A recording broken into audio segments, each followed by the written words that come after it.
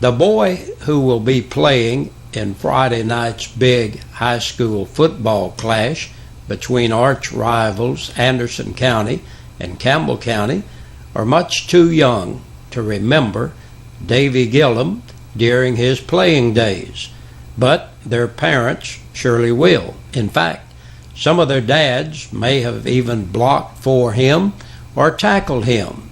Gillum was a standout football player at Jacksboro Middle School and started as a freshman at Campbell County High School before transferring to Anderson County, where he made a name for himself as one of the top running backs in the state.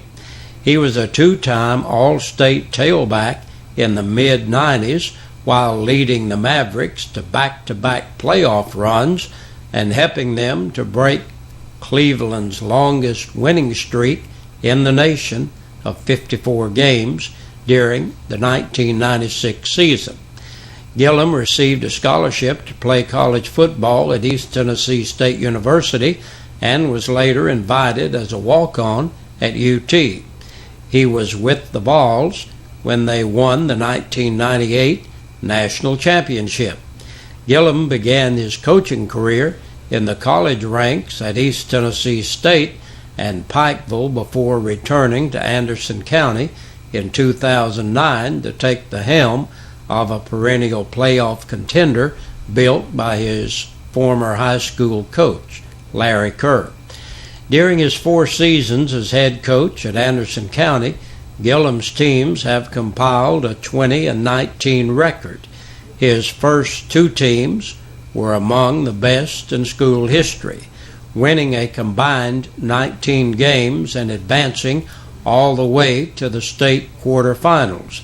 Anderson County has finished 5-6 each of the past 2 seasons, but did qualify for the state playoffs both times. A TBI agent working in the Elk Valley area this morning on eradication of marijuana was injured on a 4-wheeler.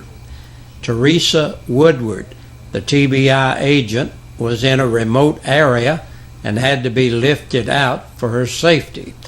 A Huey helicopter from the Highway Patrol in Nashville was sent to lift her out by basket. She was then flown to UT Medical Center. Her injuries were thought to include a broken leg. You may have noticed gas down about a nickel. If you, like me, you glance at the gas sign numbers a time or two each day. Last Friday, gas prices slipped a couple of cents, then dropped 3 more cents on Monday.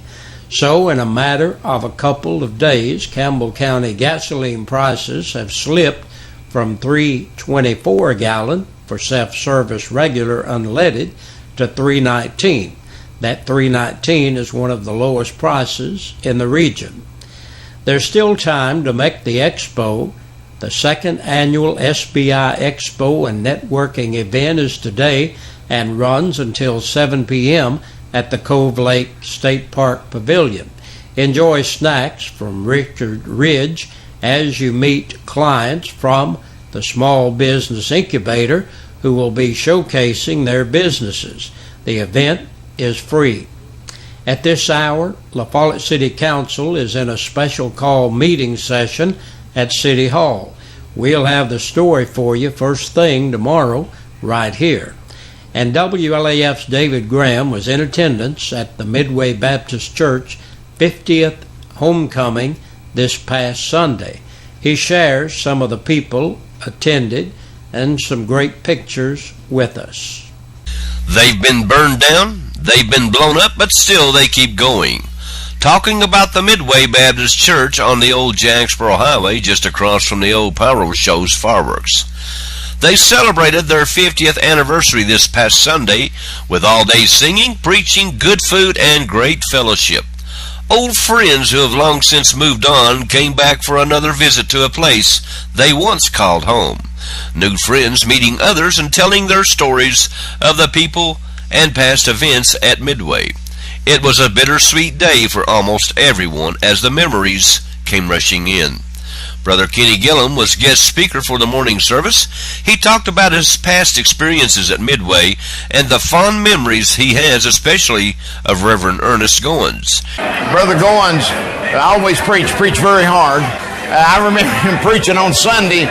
We'd have a 3 o'clock broadcast, a 2 o'clock, 3 o'clock broadcast over WLAF there at Big Creek Gap Baptist Church. And we always made him. And he'd always preach and preach hard. Well, on Monday morning, his yard would be strewn with garbage bag and garbage where people come by and deliver their garbage to him. But that's the way they treated God's man, some folk back then. But Brother Goins never got mad about it. He just praised the Lord and went on. He told them about it. He'd tell them about it on the radio, and then he'd get his front yard filled up again. After the morning service, everyone went back into the fellowship hall and enjoyed a feast, a highlight video done by yours truly, and some good old-fashioned fellowship.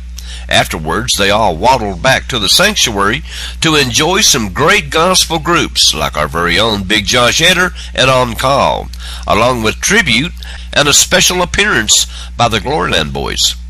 Pastor Johnny Dabney, the third pastor in the church's history, was overwhelmed at the turnout.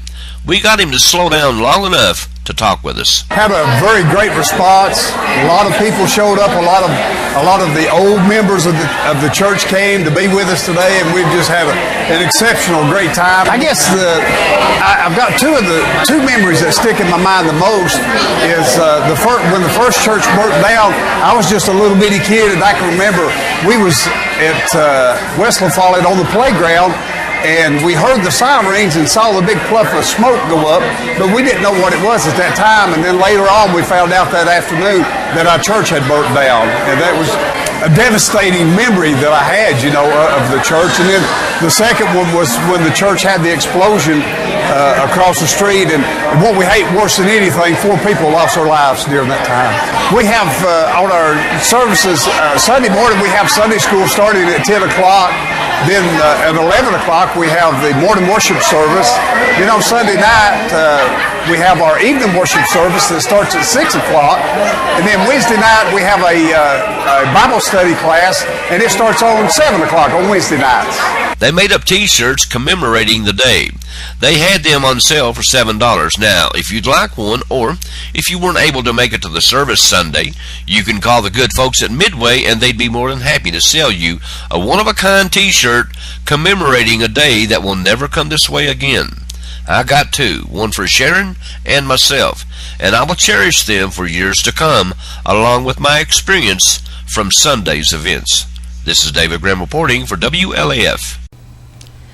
And that's the news. Next, we look at the Campbell County Sheriff's Department press release. 10 people have been booked into the Campbell County Jail in the past 24 hours. Tiffany Jewel Ayers, 29, of Jordan Drive in Caryville, for DUI, failure to maintain control of a vehicle, possession of a Schedule 6 controlled substance, and possession of drug paraphernalia. 34-year-old Helen Jean Bolton of 15th Street, La Follette, for violation of probation. Benjamin Lee Brandenburg, 35, of Jones Trailer Park, La Follette, for criminal trespassing. 26-year-old Daniel W. Drummond of South Massachusetts Avenue, La Follette, for theft of property under $500. Jamie Lynn Fontana, 42, of Shady Pine Lane in Newcomb, for public intoxication and criminal trespassing. 30-year-old Michelle Imogene Johnson of North Indiana Avenue, La Follette, for prostitution. Norris Jean Marlowe, 38, of Old Middlesboro Highway, La Follette, for domestic violence by assault. 22-year-old Christopher Anthony Poteet of Middlesboro Road, La Follette, for aggravated burglary and theft of property between $1,000 and $9,999. Oshie Danielle Powers, 19, of North Highway 25W, La Follette, on a capious bench warrant. And last today, 43-year-old Mary Sue Shears of Park Place Lane in Caryville, for violation of probation. And that is a look at the news for this Thursday. Thank you for joining us. Be sure to join us again tomorrow for the end of the week edition of the news. We sing happy birthday to you, and may all your dreams come true. Happy, happy birthday. Oh, this is your birthday song. Oh, celebration all night long. Oh, may all you. Hey, Big Josh with you once again on this Thursday evening, looking at our birthday and anniversaries. Our birthday and anniversary club brought to you by your friends here at WLAF and Eastside Pizza and Deli. They're located in the Food Lion Center. Alyssa Rucker turns 14 today. Happy birthday to you, Alyssa. And Jennifer Bolton celebrates today. Happy birthday to Jennifer. Hey, Onita Gossage turns 89 years old today. 89 years young today. Happy birthday to you, Anita. And Maynard Crabtree, get this, is 70 years old today. Happy birthday to you, Maynard. Welcome to that club. And Ray Tipton is 33 today. Happy birthday to Ray. Yesterday, Michael Indelicato had a birthday. Happy birthday to you, Michael. I got that name out, didn't I? And we hope everybody had a great day and is having a great day. Oh, by the way, Tony and Karen Rucker are celebrating their anniversary today. Happy anniversary to Karen and Tony. We hope all of you had a great day and is having a great day. But remember this, we need your name on our list. If you don't have it in here and you're celebrating your birthday or anniversary, that's the only way that you can qualify to be in the drawing on Friday, and you could be eligible at that point to win a birthday dinner for two or an anniversary dinner for two from your friends here at WLAF and Eastside Pizza and Deli, located in the Food Lion Center. I've said enough. See you tomorrow. Good Lord willing.